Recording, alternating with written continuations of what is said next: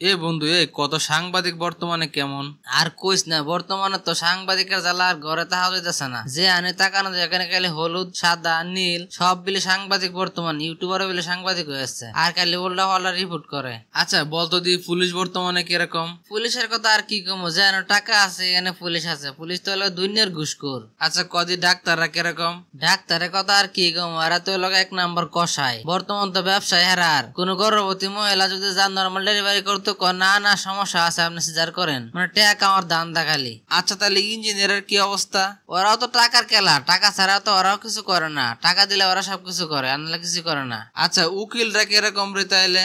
উকিলরা এরা তো লাগে দুনিয়ার খারাপ, যারা ধরবো একবার ফকির বানায় ছাড়বো। আর মনে করো যে টাকা পাইলে ওরা দর্শনের পক্ষে নিয়ে মামলা জিতাই দিব।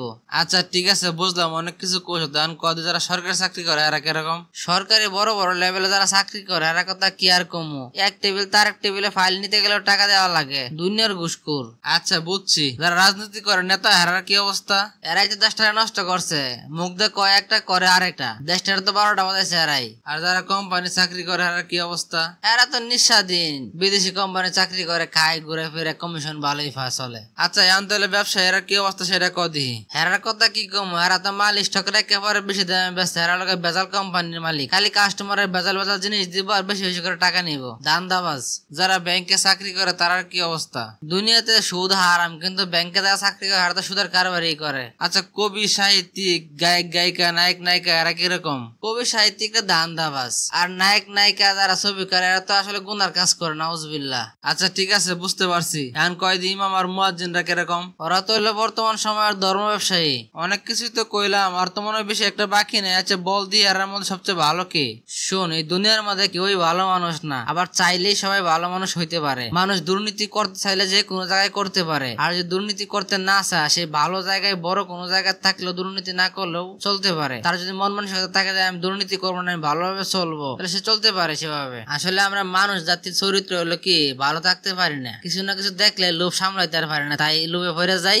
শোন, আল্লাহ আমাদের জন্য কিছু কিছু জায়গার মধ্যে ভালো জিনিস রাখছে, আমরা সেই জায়গায় না খুঁজে খুঁজে অন্য জায়গায়। আচ্ছা বন্ধু তুই কত দিয়ে সেই জিনিসগুলা কি? আমি তো আসলে জানি না। আল্লাহ বলছে আমি ইসলামে রাখছি ক্ষুধা এবং দরিদ্রতার মধ্যে, কিন্তু মানুষ তা খুঁজে বেড়ায় সচ্ছলতার মধ্যে। আমি মানুষের ক্ষমতা এবং শক্তি রাখছি আমার ইবাদতের মাধ্যমে, কিন্তু তারা খুঁজে তার নেতা হওয়ার মাধ্যমে। আল্লাহ আরো বলেন আমি সুখ শান্তি ভালোবাসা সবকিছু রেখেছি জান্নাতের জন্য, কিন্তু মানুষ তারা দুনিয়ারে জান্নাত মনে করে, এখানে সুখ খুঁজে। আল্লাহ আরো বলেন আমি বরত্ব রাখছি নম্রতার মধ্যে, কিন্তু মানুষ চরম পরিমাণে অহংকার করে। আমি ধনী গরিবের মধ্যে পার্থক্য রাখছি এই কারণে, যারা অল্প পেয়ে আল্লাহর কাছে শুকরিয়া আদায় করে তারাই প্রকৃত ধনী, কিন্তু মানুষ তা খুঁজে লোভের মধ্যে। আমি আল্লাহ সেই ব্যক্তিদের দোয়া সবার আগে কবুল করি যারা হালাল খায় এবং হালাল ভাবে উপার্জন করে, কিন্তু আমরা তা না কইরা কি করি, হারাম হালাল কিছু না বাচ্চা খালি খায় আর খায়, কামাই করি। বর্তমান সমাজে কিছু কিছু মানুষ আছে হারাম ভাবে ইনকাম কইরা চাকরি শেষ করে পরে কি করে হজ করতে যা দান করে, মনে করে দান করলে আর হজ করলে মনে হয় টাকা বৈধ হয়ে যাবে, আল্লাহ মাফ করে দিব। কিন্তু না, কখনোই আল্লাহর কাছ থেকে ছাড় পাওয়া যাবে না। এই হক নষ্ট করার বিচার আল্লাহ করবে একদিন। বন্ধু তুই তো অত্যন্ত সুন্দর আলোচনা করছস এবং ভালো করে বুঝাইছস। আল্লাহ আমরা সবাই বোঝার তৌফিক দান করে এবং পালন করার তৌফিক দান করুক।